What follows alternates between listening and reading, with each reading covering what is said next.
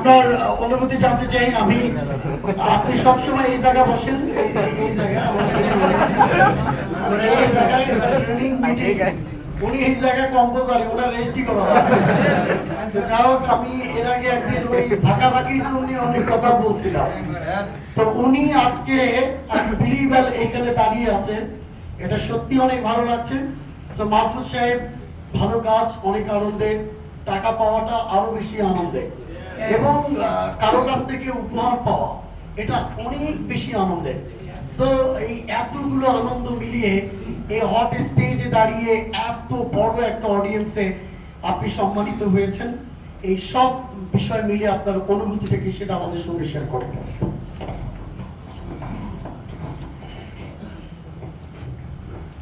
আমি প্রথমে মহান রব্বুল আলামিনের প্রতি শুকরিয়া আদায় করি, আমাকে এত বড় একটা মঞ্চে ওঠার তৌফিক দান করেছেন, আলহামদুলিল্লাহ।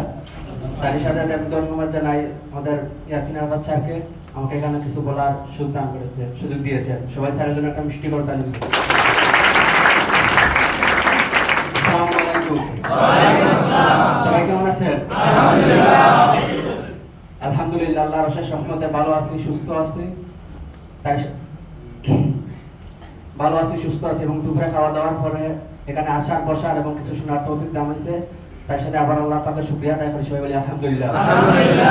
এবং সবাই জানেন যে রবিউল মাস চলছে, যে নবীর উসিলায় আমরা এই দুনিয়ায় আসছি এবং যা কিছু সৃষ্টি হয়েছে সেই নবীর আগমনের মাস চলে, তাই আমরা নবীজির পাকে সংক্ষিপ্ত দুরূদ আদায় পেশ করব। সাল্লাল্লাহু আলাইহি ওয়াসাল্লাম। ফার্স্ট এখানে আসছি, তাই কথা বলতে একটু আনইজি ফিল হচ্ছে, কথা অনেকে বুঝবেন না, সিলেটি ভাষা মাঝে মধ্যে চলে আসে, আমার দৃষ্টিতে দেখবেন। আপনি সিলেটি ভাষায় মাতেন,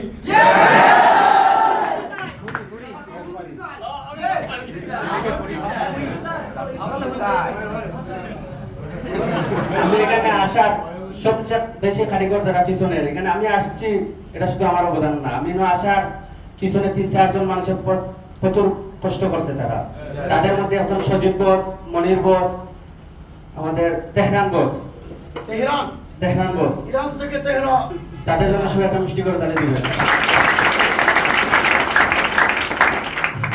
এবং আমি আমার নতুন ভাইদেরকে উদ্দেশ্যে একটা কথা বলবো, যে আগে নিজেকে বিশ্বাস করতে হবে ভাই, এবং কোম্পানির প্রতি বিশ্বাস যদি করতে পারেন অটোমেটিক কাজ হবে। যদি নিজেকে বিশ্বাস না করেন অথবা কোম্পানিকে বিশ্বাস করতে না পারেন, কোনোদিন কাজ হইব না। এবং সিনিয়র যারা বস আছেন তাদের কথা যদি এক সপ্তাহ আপনারা মানতে পারেন, মানে কাজ করতে পারেন, ইনশাআল্লাহ আগামী গ্রুপ মিটিং এ আপনি ওখানে থাকবেন।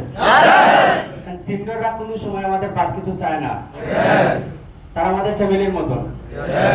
যেমন গত 24 তারিখে আমার বার্থডে ছিল, আমি আমাদের সিনিয়র বসের রুমের কাউকে কিছু বলি নাই, অথচ আমার উচিত ছিল তাদেরকে আমি পার্টি দেওয়ার, অথচ তাদের কাছে আমি উফতা সারপ্রাইজ হয়েছি।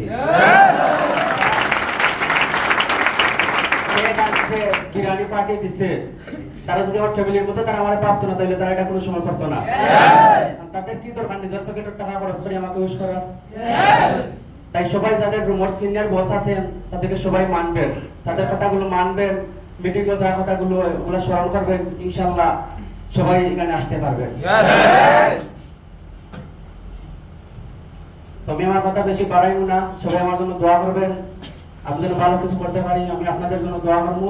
আর আমার বস যারা সিনিয়র আছেন তাদের জন্য সবাই দোয়া করবেন, তারা যেন আরো সাপোর্ট করতে পারে আমাকে।